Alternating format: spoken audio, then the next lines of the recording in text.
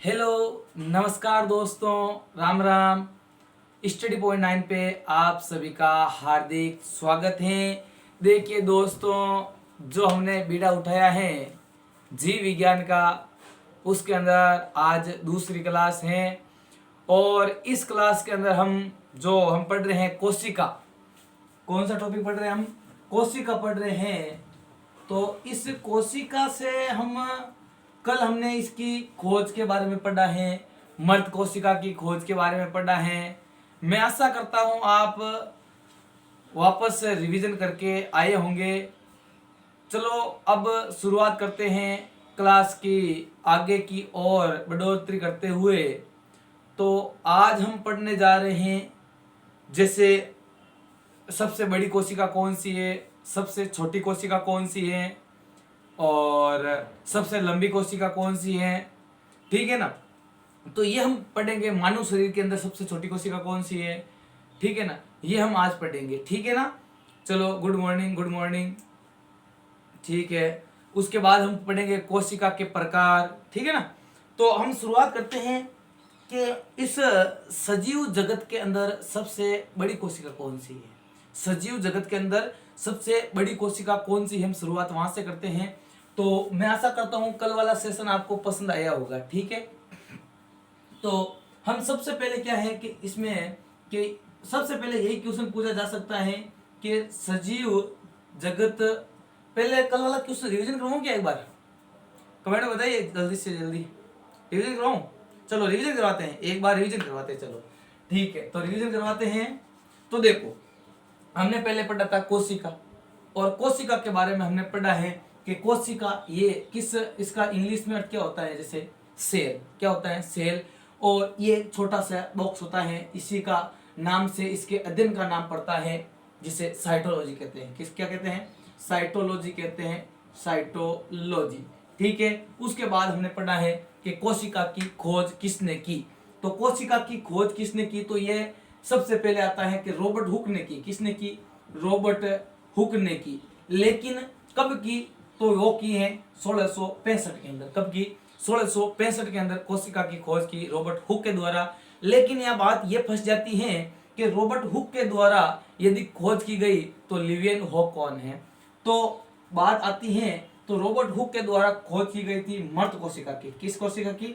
मर्द कोशिका की खोज की गई थी रॉबर्ट हुक के द्वारा। और मर्द कोशिका किसके अंदर देखी इन्होंने? तो इन्होंने देखी है कोक। कोक के अंदर। और कोक किसकी? तो ये मधुमक्खी के छत्ते की। मधुमक्खी के छत्ते, जो मधुमक्खी का छत्ता होता ना, उसके अंदर जो कोक होती है, उसके अंदर उन्होंने मर्द कोशिका की खोज की, ठीक है। बात आती है यहाँ पे, मर्द कोशिका की हो गई, तो जीवित कोशिका की खोज किसने की? तो जीवित कोशिका की खोज की थी लिवियन हॉक ने। किसने? लिवियन हॉक ने, ठीक है। ये हमने कल पढ़ा था, लिवियन हॉक ने खोज की थी। उसके बाद हमने पढ़ा था कोशिका सिद्धांत। क्या पढ़ा था? कोशिका सिद्धांत। और कोशिका सिद्धांत किसने किया था? तो कोशिका सिद्धांत हमने पढ़ा था, और कोशिका सिद्धांत दिया था स्लाइडेन एंड सेवान के द्वारा। किसके द्वारा? स्लाइडेन एंड सेवान के द्वारा दिया गया कोशिका सिद्धांत, ठीक है। उसके बाद में हमने स्लाइडेन एंड सेवान हो जाएगा क्या? कोशिका सिद्धांत देने वाला। लेकिन कोशिका सिद्धांत की बात आई यहाँ पे, तो कोशिका सिद्धांत की बात आई तो यहाँ पे अपवाद पढ़ेंगे हमने। देखो, कोशिका सिद्धांत का अपवाद हमने 4 अपवाद पढ़े थे। वायरस, फ्रियोन के अलावा आरबीसी, जो हमारे रक्त के अंदर होती हैं आरबीसी, और वो, और इसके अलावा हमने एक नाम और पढ़ा था जिसका नाम था विरोइड। क्या नाम था? विरोइड नाम था, ठीक है। ये हमने 4 क्या देखे थे, इसके कोशिका सिद्धांत के अपवाद देखे थे हमने। उसके बाद कोशिका सिद्धांत तो इन्होंने दे दिया है कि पूर्ववर्ती कोशिका से नई कोशिका की उत्पत्ति होती है। लेकिन यहाँ पे बात यहाँ फंस जाती है कि पूर्ववर्ती कोशिका किसने देखी। तो सबसे पहले पूर्ववर्ती कोशिका देखने वाला, जो विभाजन देखने वाला है, कोशिका का विभाजन देखने वाला, वो था विर्चो। कौन था? विर्चो था, जिन्होंने कोशिका सिद्धांत देखा था, ठीक है। ये तो हमने कल रिवीजन, आज कल की क्लास था उसकी रिवीजन किया। अब आज के सेशन की हम शुरुआत करते हैं, ठीक है। आज के सेशन की शुरुआत करते हैं देखो दोस्तों, यदि इसकी पीडीएफ आपको चाहिए तो भी हमारे टेलीग्राम चैनल पे मिल जाएगी आपको 99 रुपीज के अंदर। जो डिस्क्रिप्शन के अंदर दिए गए नंबर पे आप व्हाट्सएप या मैसेज कर सकते हो 99 रुपीज करके, उसका स्क्रीनशॉट भेज के। और इसके अलावा एक वर्ल्ड ज्योग्राफी की बुक है, ठीक है, जो मेरे द्वारा हस्तलिखित है, वर्ल्ड ज्योग्राफी की बुक, वो भी आप खरीद सकते हो 49 रुपीज के अंदर। कितने रुपए में?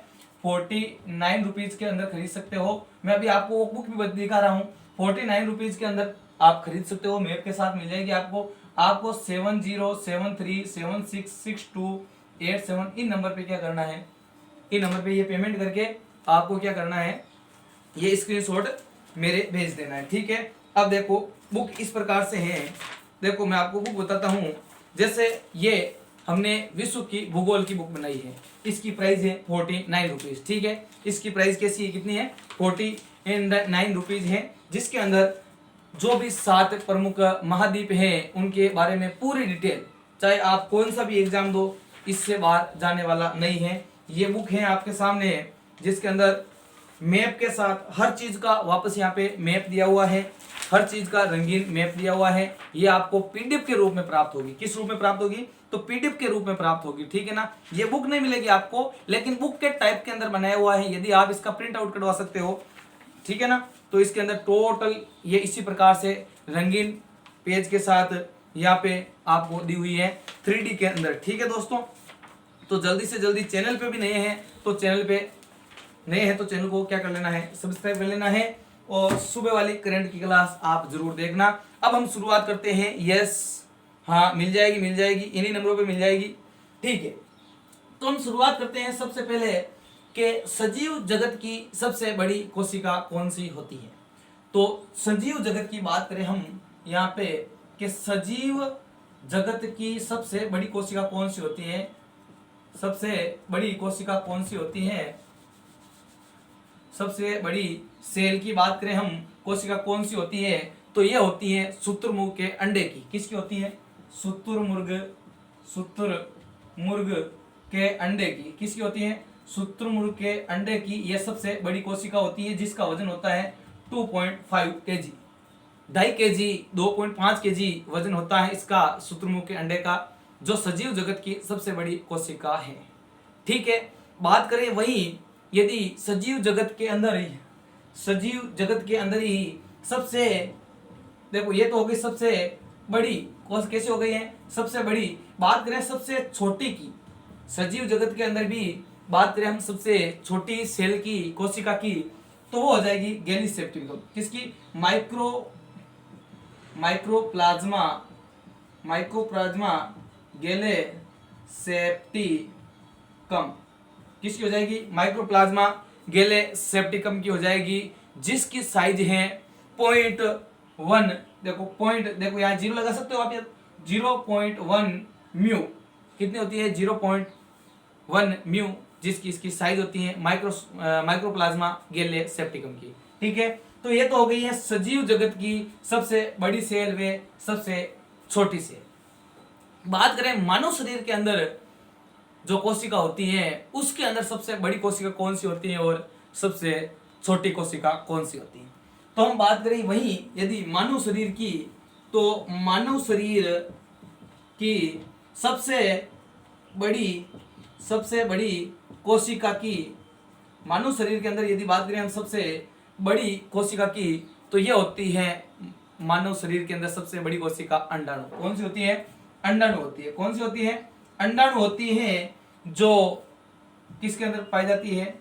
स्त्री, या कह सकते हैं हम मादा के अंदर पाई जाती है। किसके अंदर पाई जाती है? मादा के अंदर पाई जाती है अंडाणु कोशिका, जो मानव शरीर की सबसे बड़ी कोशिका होती है, ठीक है। बात करें वही मानव शरीर के अंदर सबसे छोटी कोशिका की, तो मानव शरीर के अंदर सबसे छोटी कोशिका होती है शुक्राणु। कौन सी होती है? शुक्राणु होती है। कौन सी होती है? शुक्राणु है, जो मानव शरीर के अंदर क्या होती है? सबसे छोटी कोशिका होती है, ठीक है। आप नोट बुक उठा लीजिए, पेन उठा लीजिए, मेरे साथ साथ आप नोट जो बना लीजिए नोट्स। और कल की क्लास नहीं देखी है तो उसको पहले देखिए, उसके बाद इस क्लास को लीजिए, ताकि आपको समझ में आ सके।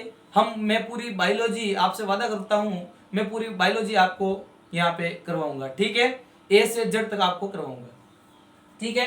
तो आपको ये समझ में आया सजीव जगत की सबसे बड़ी कोशिका कौन सी होती है, वो होती है शुतुरमुर्ग के अंडा। बात करें सजीव जगत की सबसे छोटी कोशिका कौन सी होती है, तो वो होती है माइक्रोप्लाज्मा गैलेस सेप्टिकम। बात करें वही मानव शरीर की सबसे बड़ी कोशिका कौन सी होती है, तो वो होती है अंडाणु। बात वही करें मानव शरीर की सबसे छोटी कोशिका कौन सी होती है, तो वो होती है शुक्राणु, ठीक है। आया समझ में, ठीक है, बढ़िया, गुड गुड, ठीक है। चलो बात करें वही मानव शरीर के अंदर ही कि सबसे बड़ी कोशिका हो गई अंडाणु, सबसे छोटी कोशिका हो गई शुक्राणु। बात करें सबसे लंबी कोशिका की, किसकी बात करें हम, सबसे लंबी कोशिका की बात करें हम मानव शरीर के अंदर, तो वो होती है तंत्रिका कोशिका। कौन सी होती है, तंत्रिका कोशिका होती है। कौन सी होती है, तंत्रिका कोशिका होती है, जो जिसकी इकाई होती है न्यूरॉन। क्या होती है, जिसकी इकाई होती है न्यूरॉन, जो मानव शरीर की सबसे लंबी कोशिका है, ठीक है। आया कुछ समझ में आपके, ठीक है, यस, ठीक है। चलो 5 पॉइंट आपको दिमाग में घुसे या नहीं घुसे, घुस गए, अच्छी बात है, ठीक है। नहीं घुसे तो अभी घुसा दूंगा, ठीक है। कंटिन्यू रखिए, क्लास को आखिर तक देखोगे ना तो मजा आएगा, ठीक है ना। चलो अब हम आगे चलते हैं। यहाँ पे शुतुरमुर्ग का अंडा हो गया सबसे बड़ी कोशिका सजीव जगत के अंदर, माइक्रोप्लाज्मा हो गया सजीव जगत के अंदर सबसे छोटी कोशिका। बात करें अंडाणु हो गई मानव शरीर के अंदर सबसे बड़ी कोशिका, शुक्राणु हो गया सबसे छोटी कोशिका मानव शरीर के अंदर, और वहीं तंत्रिका तंत्र हो गया, तंत्रिका कोशिका हो गई मानव शरीर के अंदर सबसे लंबी कोशिका, ठीक है। आगे समझ में आपके, ठीक है। अब कुछ और जैसे इसी प्रकार से कोशिका से संबंधित कुछ फैक्ट हैं, उनकी भी चर्चा कर लेंगे हम, ठीक है। तो बात करें वही कि शरीर के अंदर जो कोशिका है, वो मैंने अभी पहले पढ़ा, आपको पढ़ाया है कि पूर्ववर्ती कोशिका से नई कोशिका बनती है। तो ऐसा कौन सा मानव शरीर का अंग है जिसके अंदर ये क्रिया सर्वाधिक होती है, ठीक है ना। तो मानव शरीर के अंदर ऐसा कौन सा अंग है जिसके अंदर कोशिका विभाजन सर्वाधिक होता है, तो मानव शरीर के अंदर ऐसा कौन सा अंग है जिसके अंदर पुनरुद्भवन की क्षमता सर्वाधिक है।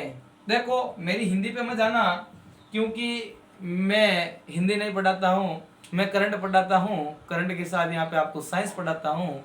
कुछ दिनों के बाद हम मैथ पढ़ेंगे, लेकिन मेरी हिंदी कमजोर है, ठीक है। ओनली फॉर हिंदी और एक इंग्लिश, 2 ही सब्जेक्ट हैं जो मुझे कम आते हैं। लेकिन यहाँ पे बात करें हम मानव शरीर की, तो मानव शरीर के अंदर पुनरुद्भवन की जो सर्वाधिक क्षमता है वो किसकी है, वो हो जाएगी यकृत की। किसकी हो जाएगी, यकृत की सर्वाधिक पुनरुद्भवन की क्षमता है, ठीक है। वही बात करें हम मानव शरीर के अंदर सबसे कम पुनरुद्भवन की क्षमता वो किसके अंदर है, वो है मानव मस्तिष्क के अंदर है। किसके अंदर, मानव मस्तिष्क के अंदर सबसे कम पुनरुद्भवन की क्षमता है, ठीक है। आई बात समझ में, यस आ गया, यस, ठीक है। तो ये दोनों आपको पॉइंट अच्छी तरह से समझ में आए। सबसे ज्यादा जो पुनरुद्भवन की क्षमता है वो यकृत के अंदर है, सबसे कम है वो है मानव मस्तिष्क के अंदर। तभी तो किसी को यकृत हम आसानी से दान कर सकते हैं, डोनेट कर सकते हैं, और कुछ दिनों के बाद वापस यकृत है वो वही उसी स्थिति में आ जाता है, ठीक है ना। चलो आगे समझ में आपके, अच्छी बात है, आ गया तो ठीक है। आगे चलते हैं।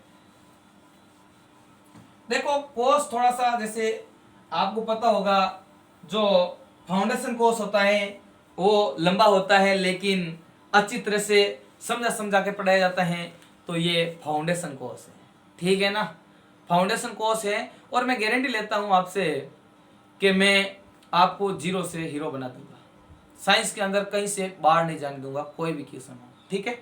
चलो बात करें हम कोशिका के प्रकार। किसकी बात करें हम, कोशिका के प्रकार की बात करते हैं, कोशिका के प्रकार की।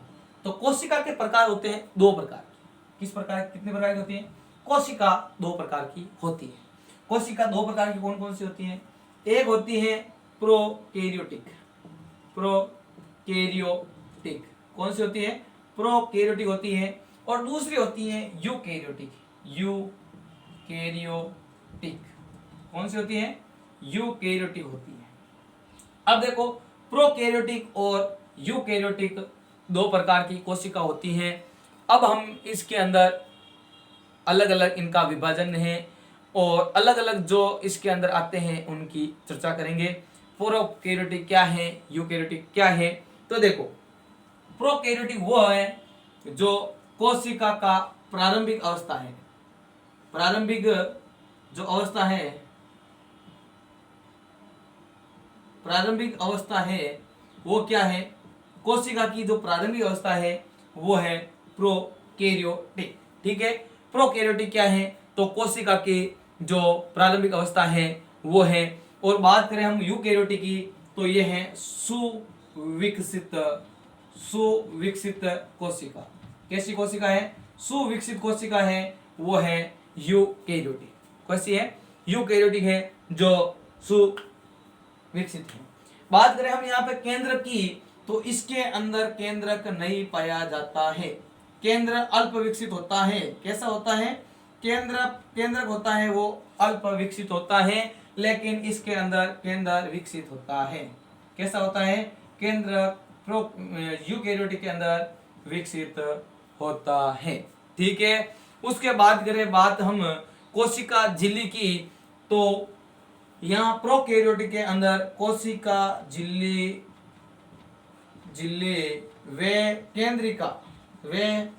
केंद्रिका नहीं पाई जाती है। आप मेरे शब्दों पे ध्यान दीजिए, जो प्रोकैरियोटिक है उसके अंदर कोशिका झिल्ली वे जो यहाँ पे केंद्रिका है वो नहीं पाए जाते हैं, लेकिन यूकैरियोटिक के अंदर कोशिका झिल्ली और जो केंद्रिका है वो दोनों ही पाए जाते हैं। ठीक है, चलो यस यस, ठीक है।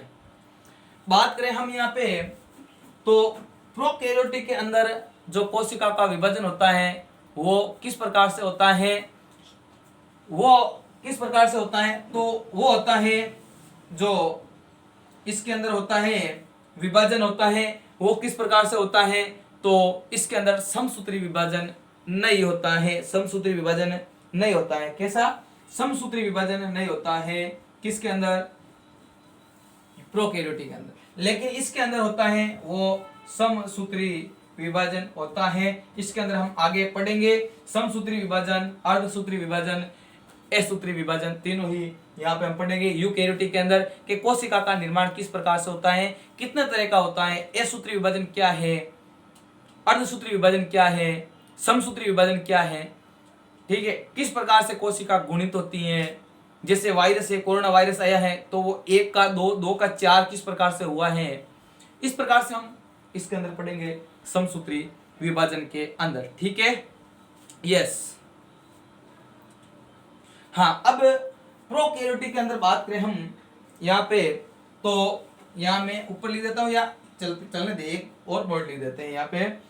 यदि बात करें हम प्रोकैरियोटिक की, तो प्रोकैरियोटिक के अंदर जो श्वास है, श्वसन प्रक्रिया है, वो किसके अंदर होती है, तो ये होती है प्लाज्मा झिल्ली के अंदर। कहाँ पे होती है, प्लाज्मा झिल्ली, प्लाज्मा झिल्ली, प्लाज्मा झिल्ली के अंदर जो होती है वो प्रोकैरियोटिक के अंदर श्वसन क्रिया होती है। बात करें हम यूकैरियोटिक की, तो यहाँ पे होती है माइटोकॉन्ड्रिया के अंदर। कहाँ पे, माइटोकॉन्ड्रिया के अंदर कोशिका का श्वसन होता है। कोशिका का श्वसन कहाँ पे होता है, माइटोकॉन्ड्रिया के अंदर होता है कोशिका का श्वसन, यहाँ पे यूकैरियोटिक के अंदर।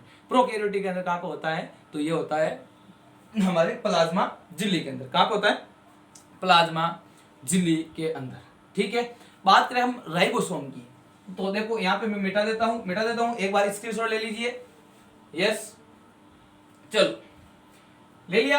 अब हम बात करते हैं और इनके जो जो पॉइंट्स बनते हैं उनकी, तो और कौन कौन से पॉइंट्स बनते हैं प्रोकैरियोटिक और यूकैरियोटिक की, तो और हम पॉइंट हैं उनकी चर्चा कर लेते हैं। देखिए मैं वादा करता हूं, मैं जो भी इन दोनों से, जैसे इस दोनों से जो भी बनते हैं, जो भी इनके विभाजन है वो एक साथ ही पढ़ाऊंगा। ऐसा नहीं है कि अभी यहाँ पे यूट्यूब पे कुछ पढ़ा दिया, ए पे कुछ पढ़ा दिया, नहीं।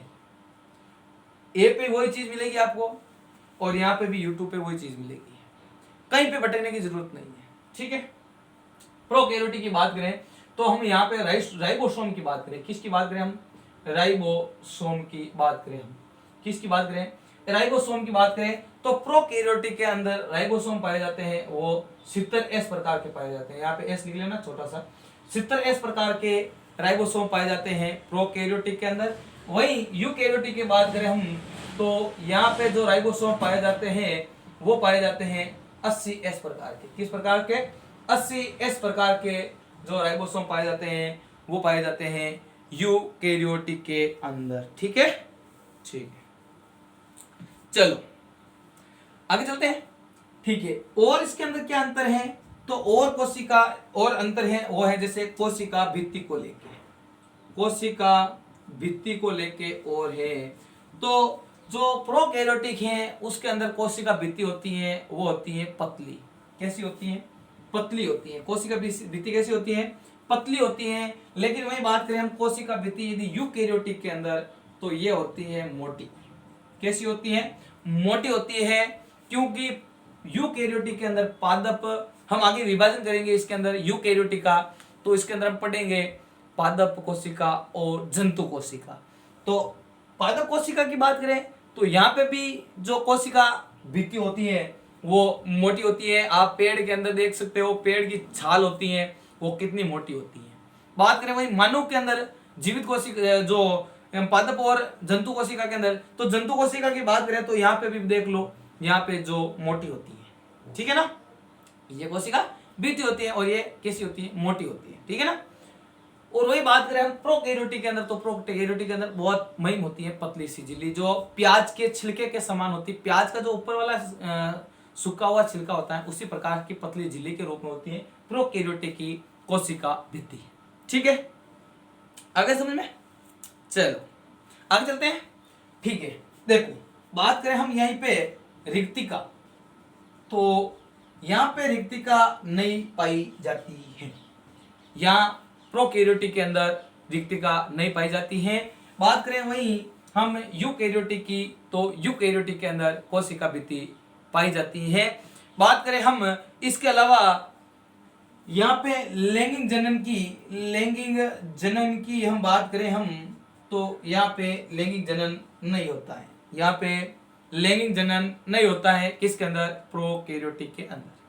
बात करें यूकैरियोटिक के अंदर तो यहाँ पे क्या होता है, लैंगिक जनन होता है। मानव के अंदर भी लैंगिक जनन होता है। बात करें जंतुओं के अंदर भी लैंगिक जनन होता है। बात करें पादप के अंदर भी लैंगिक जनन होता है, ठीक है ना।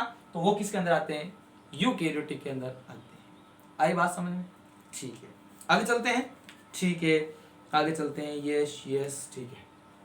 चलो देखो ये समझ में आ गया ना। देखो स्क्रीनशॉट तो पीछे ले लेना, वापस स्क्रीनशॉट ले लेना, ठीक है। चलो इसके अलावा बात करें हम यहाँ पे, इसके अलावा हम और विभाजन की बात करें हम, तो प्रोकैरियोटिक और यूकैरियोटिक के अंदर की जो बात करें अंतर की, तो इसके अंदर एक गुणसूत्र पाया जाता है। कितने गुणसूत्र पाया जाता है, एक गुणसूत्र पाया जाता है किसके अंदर, प्रोकैरियोटिक के अंदर। बात करें यूकैरियोटिक के अंदर तो यहाँ पे दो या दो से अधिक गुणसूत्र पाए जाते हैं, दो या दो से अधिक गुणसूत्र पाए जाते हैं किसके अंदर, यूकैरियोटिक के अंदर, ठीक है, ठीक है। चलो अब बात करें एक जो लास्ट वाला जो अंतर है इनका, वो आता है कोशिका विभाजन को लेके। कौन सा आता है, कोशिका विभाजन को लेके इनका एक लास्ट अंतर आता है, और इसके अंदर भी कोशिका विभाजन को लेके एक लास्ट अंतर आता है, विभाजन को लेके लास्ट अंतर आता है। इसके अंदर जो कोशिका विभाजन होता है वो किस विधि से होता है, तो वो होता है विखंडन व मुकुलन के द्वारा। किसके द्वारा? विखंडन व मुकुलन के द्वारा कोशिका का विभाजन होता है प्रोकैरियोटिक के अंदर। बात करें हम यहाँ पे किसकी?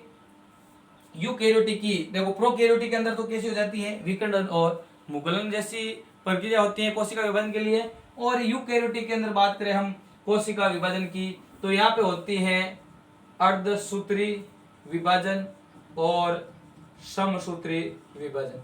कैसा होता है विभाजन? अर्धसूत्री व समसूत्री विभाजन होता है। ठीक है, तो यह सेशन कैसा लगा है आगे कंटिन्यू कल रखेंगे। आज के लिए बस इतना ही। समय जितनी मोहलत देता है उतने समय तक हम आपके सामने हाजिर होते हैं। तो आज के लिए बस इतना ही। राम राम। मिलते हैं कल सुबह बेहतरीन सेशन के साथ। कौन सा सेशन? करंट अफेयर्स का सेशन। Thank you. जय हिंद, जय भारत।